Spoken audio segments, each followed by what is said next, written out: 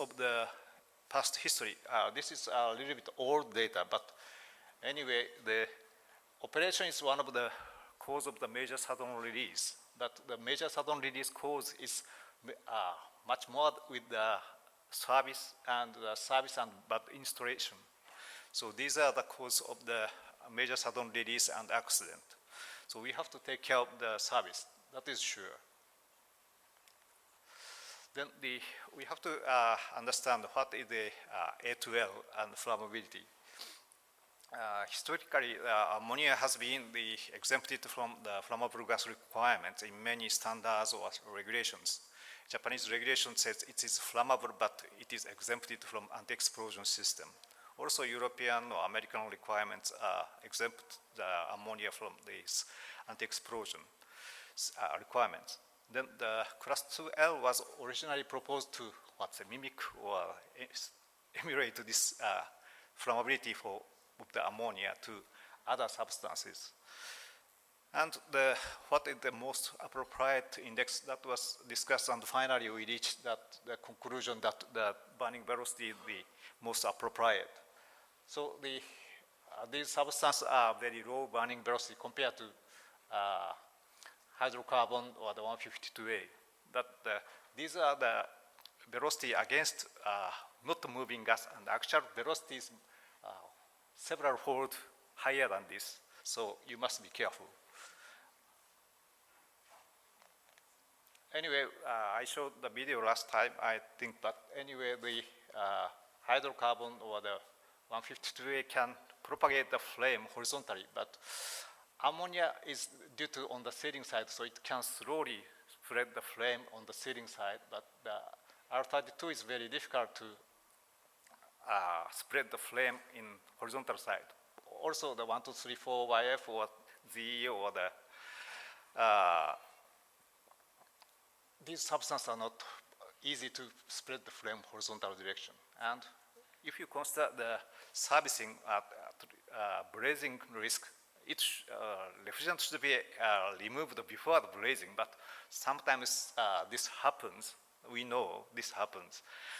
And the flame of the R32 is something like this, and the lubricant, if you blazing the compressor, generally pressure is, or the refrigerant is solved in lubricant, and sometimes blazing of the compressor, then it flow out with lubricant. Then the risk of the lubricant is much higher than the refrigerant. And this is a real scale picture. So the flame size of the refrigerant is much smaller than the lubricant. And interestingly, R22 and the mineral oil is most flammable because the surface tension of the mineral oil is lower than the synthetic oil. And due to that, the R22 becomes more fine mist and more dangerous. So compared to that, the service risk of the blazing is not so high, but still we need some care for it. And the open flame is generally considered as the ignition source. But if you have a strong ignition source like a gas stove, then the convection is higher than the burning velocity. So the flame is held by flame itself. So it cannot spread horizontal direction. But if you have a weak flame like candle, then it can spread, but still it's slowly moving on the floor. So we see some candles on the entrance of this hotel, so we may be necessary to care about it. And the minimum ignition energy, already some people talking, and the nature of burning velocity and minimum ignition energy is something like this. So if you have a lower burning velocity, then you have a fairly high minimum ignition energy. And if you have a very fine electrode, like here, then you can have the very close to theoretical one. And if you have an actual relay or something, then that is much higher. So some speaker already mentioned very high minimum ignition energy can be measured with these actual relays. And this is the actual measured boundary. So already Mr. Mikoshi mentioned that around 10 kVA, around 10 kilowatt, or if you three-phase, then around 20 kilowatt is the boundary to unite these 12 substance or the 32. But 12 boundary is a little bit fairly lower. And if you go to hydrocarbon, then the far below these values. So any electric component you have to be worried about. But if you consider 32 or 1, 2, 3, 4 YF or these substances, then you worry about very big machines in the factory. Generally, residential or the commercial unit doesn't have such large power. Also, the service tools has to be light, so don't have such large motor. So generally, service tools are safe for regarding the ignition. And this is the pulling effect of the refrigerant. So if you consider the fairly tight room and the very, let's say, high leak rate but slow velocity, then the pulling occurs. And current formula already indicated that this formula is generated considering this worst condition. So if the charge is within this formula, then the accidental release is unlikely to make the flammable cloud. It is dilute itself by velocity. So flammable cloud is unlikely to generate it. Also, if you consider the rapid release with the velocity, then if you only consider the concentration, then the rapid release generates the small flammable cloud with 32 and the large cloud. It's a 10 meter, so 4 meter or something flammable cloud if you release very rapid speed with the propane. But the R32 makes the small flammable cloud. But if you consider the velocity, then the velocity is too high to ignite. So the propane has surely have the real flammable cloud, but R32 doesn't have the real flammable cloud from the practical viewpoint. Also, in addition, that these 12 refrigerant has a fairly high LFL in mass or weight. Then the refrigerant itself is heavier than air and dilute itself fairly quickly. So the flammable cloud generated by the self is dilute itself, and the flammable cloud with 32 or the 1, 2, 3, 4 YF is very small, even if there is no airflow. But in case of hydrocarbon, and the leak rate is much smaller, but still you have a significant flammable cloud and certain risk. And the decomposition may be a problem, but if you consider the actual before the such decomposition occurs, then there is a permanent ignition source, then the decomposition occurs anyway, and the decomposition rate doesn't different from the non-flammable for 10A to 32, and if you compare to 22 is most easy to decompose. And if you consider the overall risks, then we have been living with the R22 toxicity limit, and we don't care about the toxicity of R22. Then the A2L flammability limit is around 300 grams, so more difficult to occur compared to the R22 toxicity limit. And if you consider the hydrocarbon flammability limit, then it's considerably lower than the toxicity limit to 22. So from the experience of R22, the flammability risk of the 12 is quite unlikely to happen.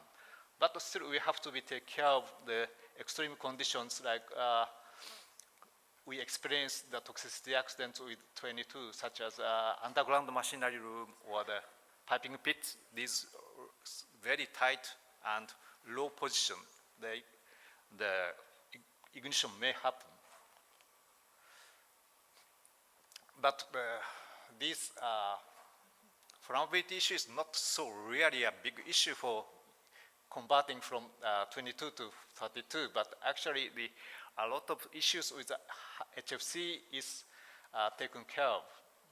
Already Mr. Mikoshi or other people mentioned that the HFC is quite different from HCFC, and the molecular size is different and the polarity is different. So moisture effect or the polarity of the substance effect. So you need some care. And this part is not a risk assessment, so I don't talk about, but this should be taken care of. But it takes hours to understand these. Anyway, its refrigerants are commercialized in some region and probably developed to all over the world fairly soon, I believe. And compared to the other process, the service is relatively high risk. And the 12 flammability risk is not so high, but still we have to take care of. And not only HFC, not only flammability, but care for HFC is necessary. And we have to provide appropriate training for 12, not for hydrocarbon is necessary. That's my conclusion. Thank you very much.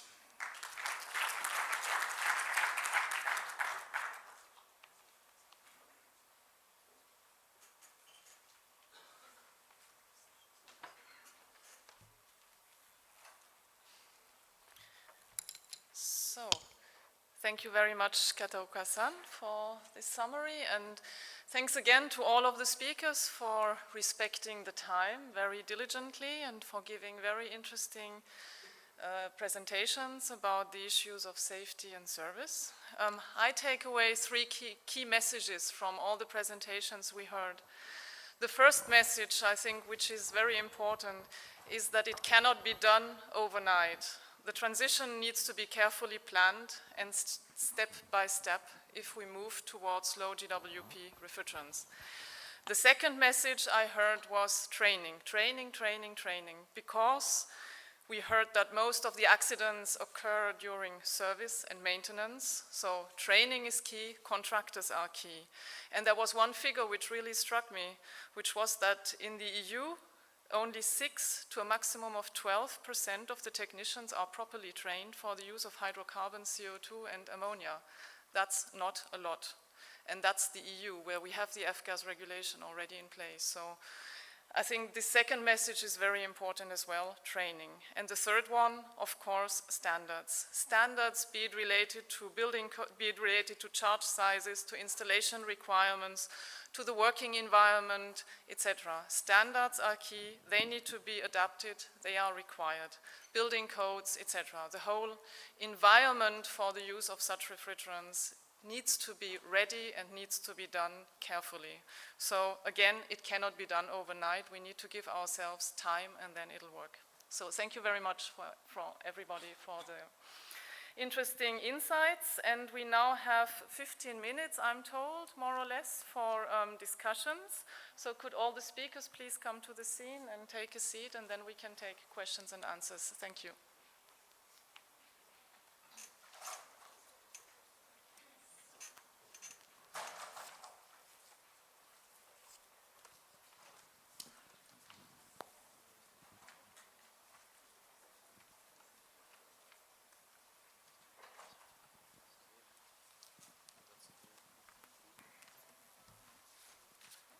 Mr. Samir, yes, of Petra.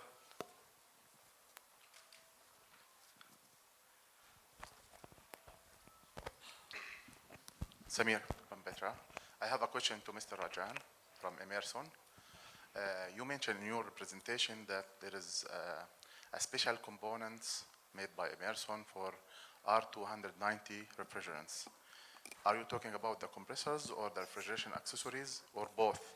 And you mentioned also that we cannot replace the normal compressor, the normal square compressor, in using it in R290 applications.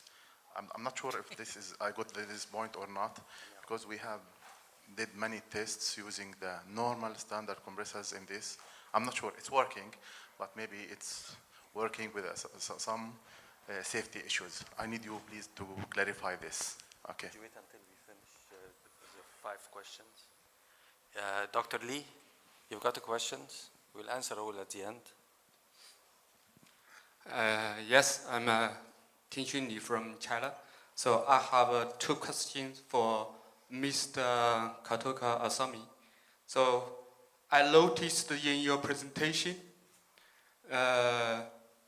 you have done the CFD simulation.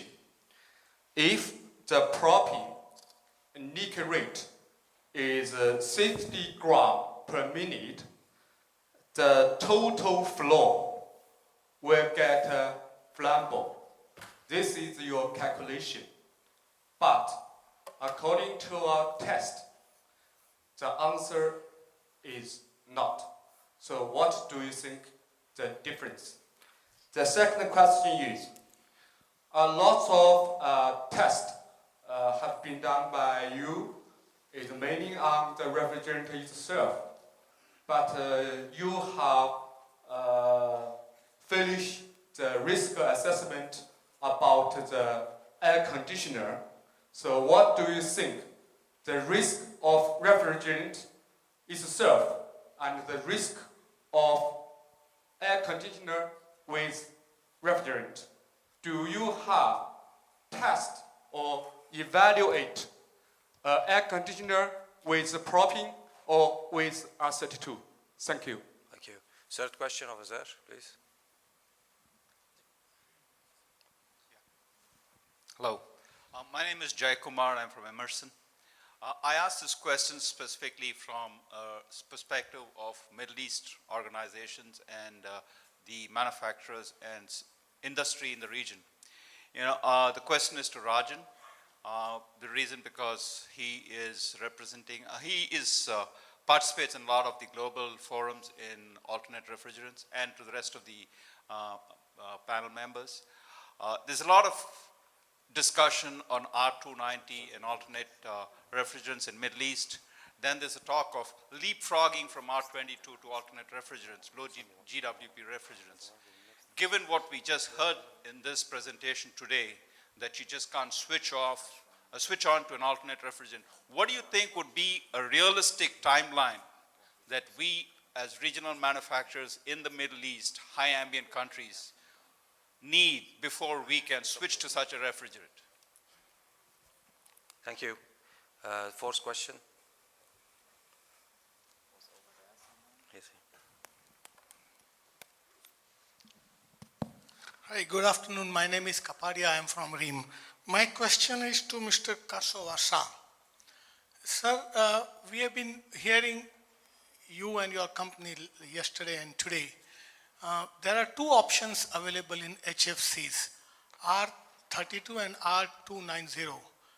And both of them are lower GWP, but R290 is lower than R32. You are still concentrating all your energy on R32. May I know why? What is the reason that you are preferring R32 over R290?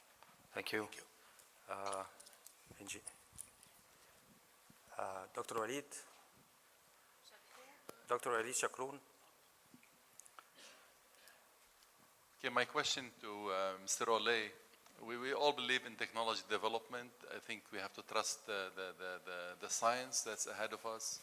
Do you see any development in using the flammable refrigerants in the next 10 years if we give that as an option for the industry to solve? Because, you know, I think reducing the charge is one of the big issues that we have to deal with in the future. But I think developments could be seen. I mean, it's not really hard to develop something like that, but do you see something like that coming up in the next 10 years? Dennis, please. Yes, Dennis Dorman, representing ASHRAE and Train. This is for Bernard. And in one of your slides, you mentioned R290 in chillers, and the picture was an indoor unit, presumably a large one in a mechanical equipment room. Contrast that with most of the other discussions we've heard, small units, RAC, and yesterday we heard about air-cooled chillers located outdoors. So I'm curious, is somebody actually putting an unlimited charge system using R290 indoors? Thank you. Did you want to ask a question? Yaoub, the last one, yes. Thank you very much. I'm sorry, I'm always taking the floor, but it's my destiny. So my question is to Bernard and Oli, both of you. Let's be realistic. You want me to train and put a standard for something, I don't have it. I train my people on what? On manuals, I don't have the equipment. It's not on the ground, it's not there. So I train whom? When then I have to start my training and when they have to develop. Andrea said, training and standard. Standard, if I create the standard now, and it's an issue, for equipment it's not existed, and then the equipment will be exist, then my standard will not meet that equipment. Then I have to regenerate the standard for the region. Again, the symposium mentioned alternative refrigerant for high ambient country, which I didn't find it yet. So I need, what is the strategy for us regarding the training, regarding the standard? Thank you. The first question was from Mr. Samir Hamid of Petra. It was addressed to Mr. Bioni. Your first question?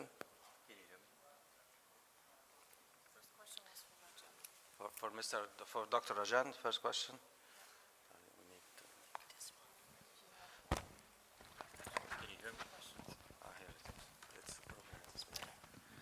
Thank you. Yeah, I think I had to write this down. So the question was, when I said that compressors and components are specifically designed for R290, and your question was, is there anything special about it? And you're testing a compressor right now that is not designed for 290 with 290. And my answer back to you will be, you can test any compressor in any application. If you're doing it in a lab, most people do that often. Sometimes with our knowledge, often without us knowing about it.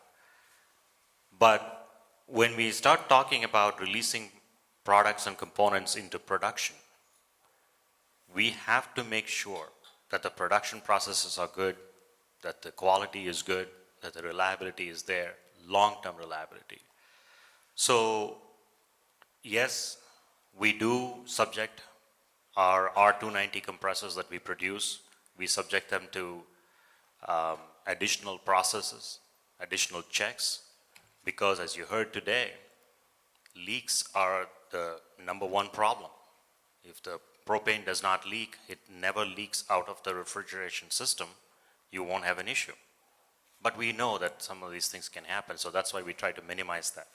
So yes, you could probably test a compressor, but would you go into production with a compressor that is not designed for a particular refrigerant? No, I don't think that's a good idea. I hope I answered your question on that. If I did not, I can certainly talk to you after this symposium.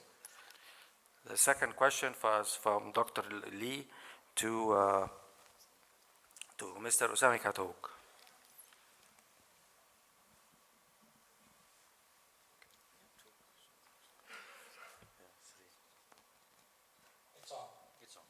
Okay. The question was his experiment doesn't ignite, but the CFD is actually generating the flammable cloud. And in experiment, there are so many parameters, and how do you test the substance is the very, so many variety of the result you can get. And if you don't have the turbulence or certain velocity of the release, then we rarely experience the ignition even with the experimental result. So I don't think our CFD is not correct, but your test probably includes some velocity effect to dilute the substance. So that is sure that there is a certain velocity, then the concentration is lower and the ignition may not happen, but in the worst condition, then you surely have the ignition, and that was confirmed with experimentally.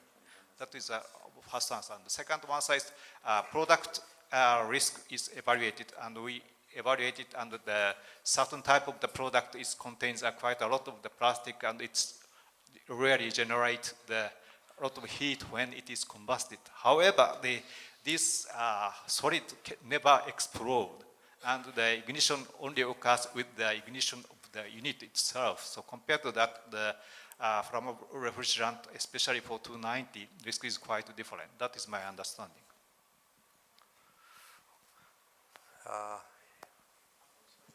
Yes, please go ahead. Sorry, I don't disagree with you. Since the sensor we used has carefully calibrated before we do the test. Second, as we know, normally CFD results is, sometimes totally depends on what conditions and what assumption you used. Normally, test data are more reliable than CFD results. Especially, do you have compared or verified your CFD results? If no, so we should believe more on test results, but not CFD simulation results. Thank you. We calibrate the CFD with the actual release test, and we see fairly a good coincidence of the CFD and testing result. So I think your test has certain another parameter to dilute the substance. That is my conclusion. Thank you. Mr. J. Kumar of Emerson to Dr. Rajan.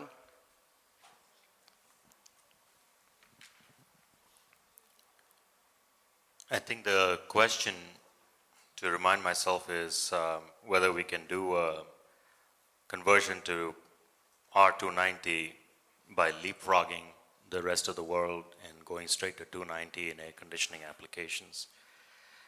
I think I would, and he asked for a realistic timeline, I think I would revert back to the comment that the summary that Andrea Voigt gave us, which is, I thought, a very good summary of all of the materials.